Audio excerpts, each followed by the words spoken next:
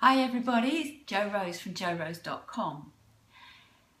How are you all doing today? Today I'm sharing about the personal year 8 in 2017.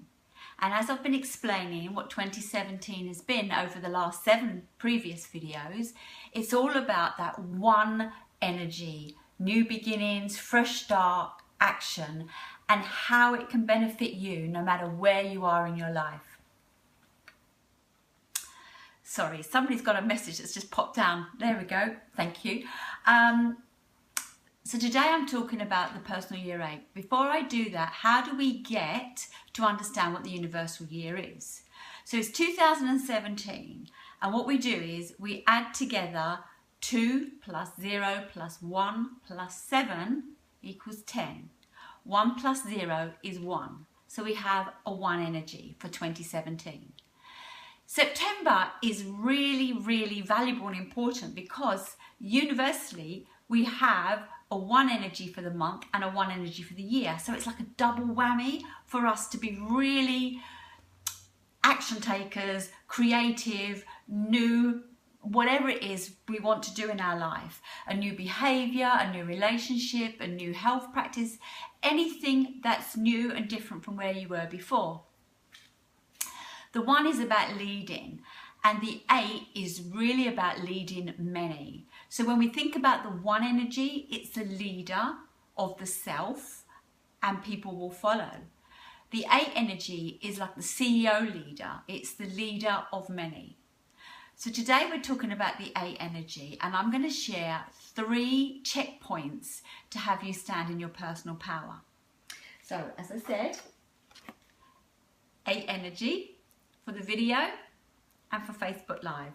But 8 works both ways around though, doesn't it? Well, that's interesting because 8, no matter what way we have it, is 8. Just talking to myself there.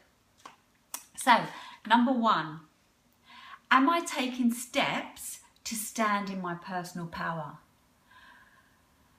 The 8 energy really is about tenacity, authority and being organised. The 4 is very organised, as is the 5. The 4 is practical, the 8 sees the bigger vision. The 8 is often classed as the money number, and if you go back to the video that I shot, Numerology and the apple trees, we find that 8 is where the fruit comes. That's where we reap our harvest of all the work we've done up to this point. So for the last 9 years, because we can go back 1 cycle, we can start from 1, but we're letting go to start again. And we've been working through the numbers. So we're up to the 8. And the 8 is really about standing in your personal power. So we've spoke in previous videos about saying no when we should say yes, and yes when we should say no. People look to the 8. The 8 is full of recognition, and often we will find in this year, we become more recognised, more of, we get more credibility in this year if we have been, well, we'll actually get it either way, but it's up to us if we want it to be empowering or disempowering. So we always reap what we sow. So watch out what you're sowing, because if you're sowing negative seeds, you'll reap negative results. And if you're sowing positive seeds, you'll reap positive results. So the 8 is very driven, it's very strong, and it's really about karmic balance. What goes around comes around. The second thing I wish to say is, am I building material and spiritual? Am I balancing material and spiritual? It's really very important. A lot of businesses today, and I see a lot of get-rich-quick schemes, which infuriate me really, because get-rich-quick scheme is not really about living your life. It's about finding a way to make money quick, and sometimes not always on good moral ways. And if you're like me and you've got high values, they don't always resonate. So it's about balancing spiritual and material. Yes, we need material. Yes, we need a house. Yes, we need money. We don't necessarily need a car, but it really does help majority of us. So yes, material things, clothes, food, anything that's outside is material. And so yes, we do need them, but we have to look at how we're getting them. If we think about is it ethical? Ethical? Is that the word? Ethical? Well, fair. I'm on about fair trade, fair everything. So business needs to be fair for the 8 to really raise up. So what do we do in business that we could make sure that we're helping not just ourselves, but other people? We're always looking for a win-win, because a win-lose is always a lose. Because if we're creating negative energy for someone, that energy is rippling out there and will come back somehow to us, which is why it's called karmic balance. So am I balancing material and spiritual? Because material is an illusionary perception that if we have money, we can have what we want. Money it only buys things short term. Which brings me on to my third point. Am I fair? Do I treat all decisions equally? So the 8 is very big vision, and they often can see how they can do a great project, whether it be building a hospital or building a country, running a country, whatever it is. It's a big number. It's a big vision.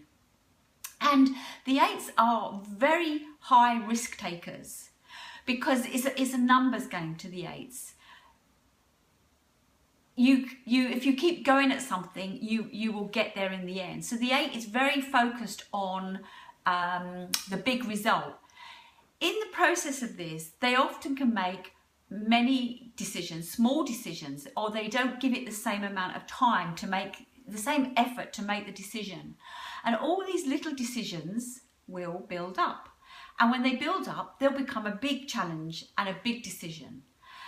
And something in an 8 year you want to be careful of is, because it is very much a business number and it's very focused on the business gain and the material gain, that what are you pushing away to be successful? 8 energy often causes a conflict in the family, because 8 is hardworking.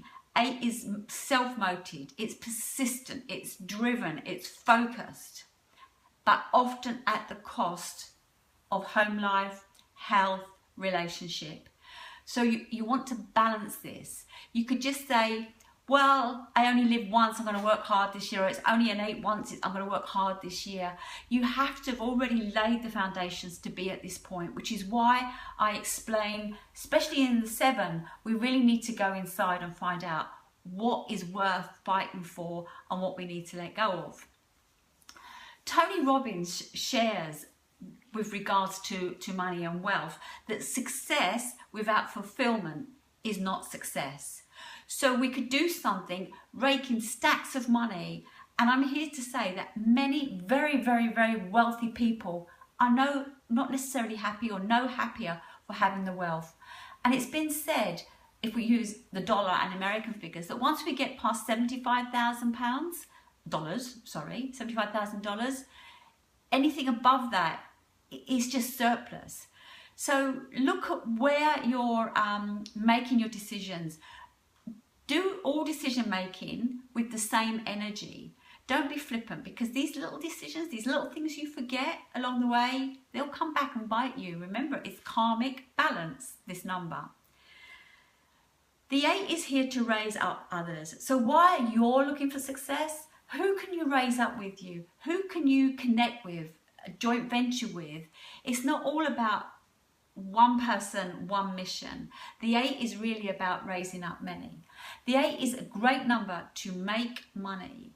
Just be careful, because the 8 is a great number to lose substantial amount of money. Divorces that take place in an 8 year often cost the main earner, or the main, the income. If we think of celebrities, they often lose out big time. So think about how you're working with others. That's really important, because the 8 is about balance of everything, but really karmic balance. I would love to hear from you and hear your goals if you're in an 8 year. I will leave below the Soul Empowerment group on Facebook for you to come and join us, and whether you're on an 8 year or a different year, come into the group and share your goals that you wish to work on this year, and we will help you. I will put the link below. Tomorrow I'll be sharing about the 9 energy, which is the last in this series of 1 to 9 and personal years. Well worth coming to watch, because last year, 2016, was a 9 energy, and it was a year where we had to let a lot of things go, ready for this new beginning. The 9 will help you understand why the 1 is so important, because we've cleared out so much ready for this. So just to recap on what the 3 points were. 1, am I taking steps to stand in my personal power? 2, am I balancing material and spiritual? And 3, am I fair? Do I treat all decisions equally? It's your life, it's my life. I spell this L-Y-F-E. To me, the most important key in any of this is really to love yourself first every day. Thank you.